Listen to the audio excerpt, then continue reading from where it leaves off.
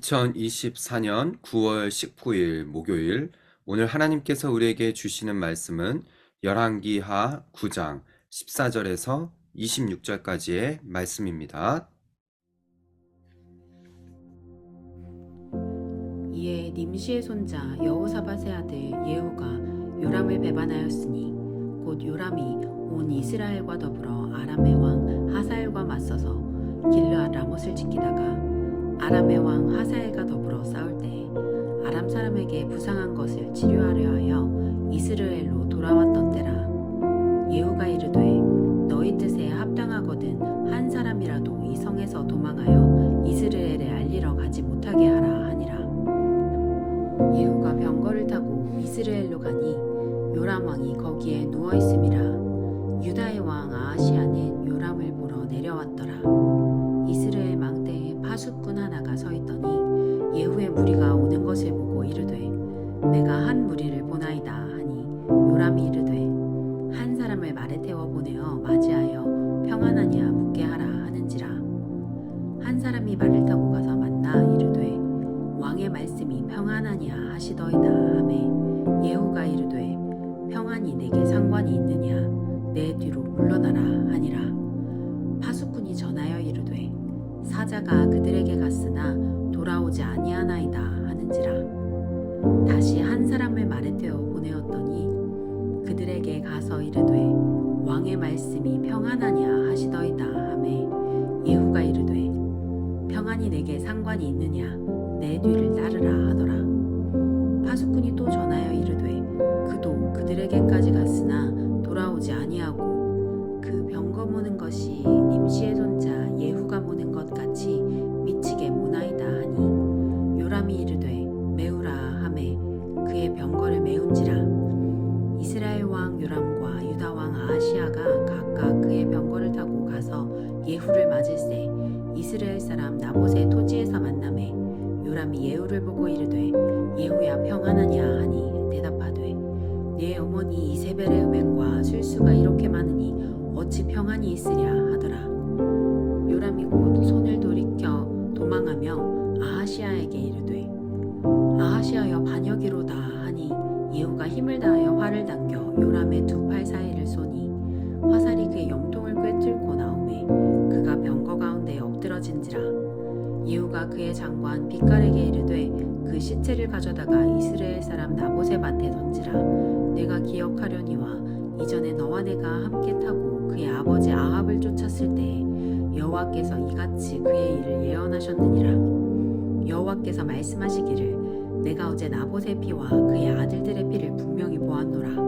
여호와께서 또 말씀하시기를 이 토지에서 내게 갚으리라 하셨으니 그런즉 여호와의 말씀대로 그의 시체를 가져다가 이 밭에 던질지니라 하는지라. 할렐루야. 오늘도 새로운 하루 하나님의 말씀으로 시작하는 우리 성도님들을 주님의 이름으로 사랑하고 축복합니다. 오늘 읽은 본문의 말씀 열왕기하 9장 14절에서 26절까지의 말씀은 9장 전반부에 엘리사가 그의 제자를 불러다가 예후를 찾아가 머리에 기름을 붓고 그 다음 아람 왕을 이을 그 왕이 바로 예후라는 사실을 하나님의 말씀을 전하죠. 이것이 무슨 뜻일까요? 바로 당시의 아랍 왕을 반역하고 왕자리에 오를 것을 말하는 것이었습니다. 오늘 본문에서는 바로 그 뒤를 이어서 예후가 아랍 왕을 반역하고 또 화살로 이 아람 왕을 죽이는 장면이 담겨져 있는데요. 오늘 본문의 말씀을 통하여서 오늘도 이 시대의 진정한 왕은 누구시며 또 우리는 그 하나님을 왕 되신 하나님을 믿는 백성으로서 어떠한 삶을 살아야 하는지를 함께 살펴보며 은혜 나누는 이 시간 되기를 소망합니다.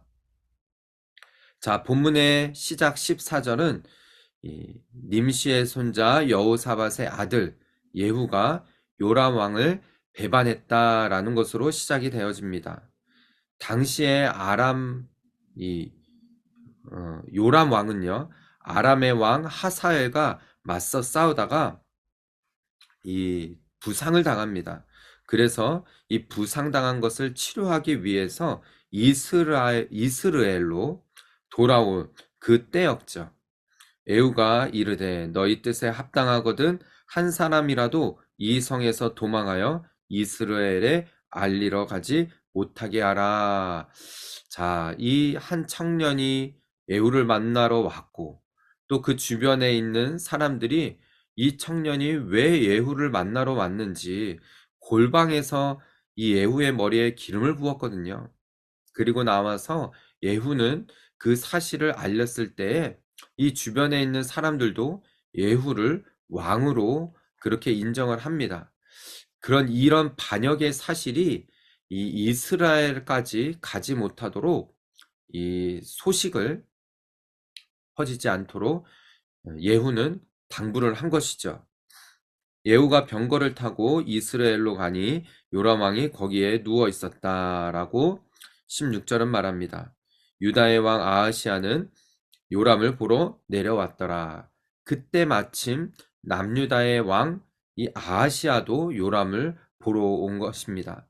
아마도 이 요람 왕이 부상을 당한 이 소식을 듣고 찾아보러 온 것이겠죠.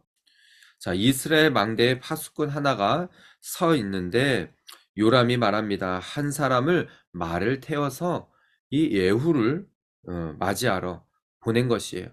그랬을 때 이 한 사람이 예후에게 묻죠. 평안하냐? 한 사람이 말을 타고 가서 만나 이르되 왕의 말씀이 평안하냐라고 전했습니다. 이랬을 때 예후가 이 평안이 이르되 평안이 내게 상관이 있느냐라고 내 뒤로 물러나라 하고 그 사람을 다시 돌려보내지 않은 것이에요. 이 요람 왕이 예후에게 보낸 이 사람이 돌아오지 않으니까 또 사람을 보냅니다. 다시 한 사람을 태워 보냈는데 그 사람도 돌아오지 않은 것이죠. 그랬을 때 이 부상당한 몸으로 요람은 직접 이 21절이죠. 요람이 이르되 메우라 하매 그의 병거를 메운지라 이스라엘 왕 요람과 유다 왕 아하시아가 각각 그의 병거를 타고 예후를 맞으러 나가는 거예요. 이랬을 때 요람이 예후를 보고 예후야 평안하냐라고 했을 때 예후의 대답이 이제 반역의 이 시작을 알리는 것이죠. 22절입니다. 내 어머니 이세벨의 음행과 술수가 이렇게 많으니 어찌 평안이 있으랴 하더라 라고 요람이 곧 손을 돌이켜 도망합니다. 그러면서 남유다의 왕에게도 아하시아에게 말하죠. 반역이다 라고요. 요람 왕이 어쩔 줄 모르고 도망하는 모습이 담겨져 있는 것이죠. 사랑하는 성도 여러분, 지금까지 우리가 말씀을 쭉 살펴보면서 요람 왕과 또 남유다의 이 아하시아 왕까지요. 그들은 사돈을 맺고 또 하나님 보시기에 둘 다 악을 행하는 그런 왕이었습니다. 이런 왕들을 하나님께서는 가만히 두시지 않은 것이죠. 이 사실은 이 일은 엘리야 선지자 때부터 이 아합의 왕조를 무너뜨리고 심판하실 것을 말씀하신 것이 오늘 이 본문에서 이루어지는 것입니다. 자, 24절의 말씀을 보세요. 예후가 힘을 다하여 활을 쏘니 요람의 그 두 팔 사이에 쏩니다. 화살이 이 요람의 염통을 꿰뚫었어요. 그 자리에서 요람은 숨지고 그 시체는 이 나봇의 밭에 던져집니다. 여러분 혹시 나봇의 포도원인데요. 이 밭이 어느 밭인지 아시겠습니까? 바로 아합이 그토록 가지고 싶어 했는데 이 나봇이 왕의 명령에도 이 포도원을 주지 않습니다. 그랬을 때 이세벨이 억지로 이 나봇의 포도원을 아합에게 넘겨주죠. 그러면서 나봇의 이 무고한 피가 그 밭에 흘려졌어요. 이 일로 인하여서 하나님께서는 그대로 그의 아들인 바로 요람 왕이 그곳에 그 시체가 던져지죠. 그러면서 25절입니다. 그 시체를 가져다가 이스라엘 사람 나봇의 밭에 던지라. 내가 기억하려니와 이전에 너와 내가 함께 타고 그의 아버지 아합을 쫓았을 때에 여호와께서 이같이 그의 일을 예언하셨느니라 라고요. 하나님께서 이 무고한 나봇의 피를 흘린 그 밭에 이 아합의 가문을 심판하신 것입니다. 여호와께서 말씀하시죠. 내가 어제 나봇의 피와 그의 아들들의 피를 분명히 보았노라. 여호와께서 또 말씀하시기를 이 토지에서 내게 갚으리라 하셨으니 그런즉 여호와의 말씀대로 그의 시체를 가져다가 이 밭에 던질지니라 라고요.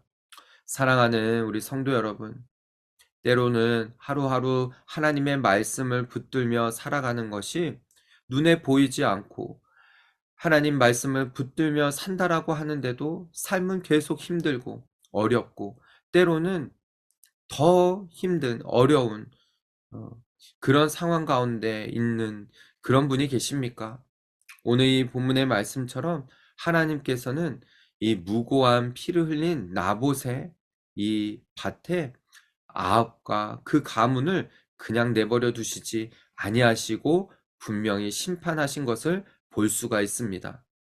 오늘 이 말씀을 통하여서 우리가 하나님께서는 분명히 심판하시는 하나님, 분명히 마지막 때에는 믿는 자와 믿지 않는 자를 나누시고 하나님 앞에 어떻게 행하였는지를 분명히 하나님은 아시고 갚아주신다라는 이 사실을 잊지 마시고 오늘도 우리의 삶 가운데에서 하나님의 뜻을 이루며 살아가는 그런 저와 여러분, 우리 모든 성도들 다 되시기를 주님의 이름으로 축복합니다.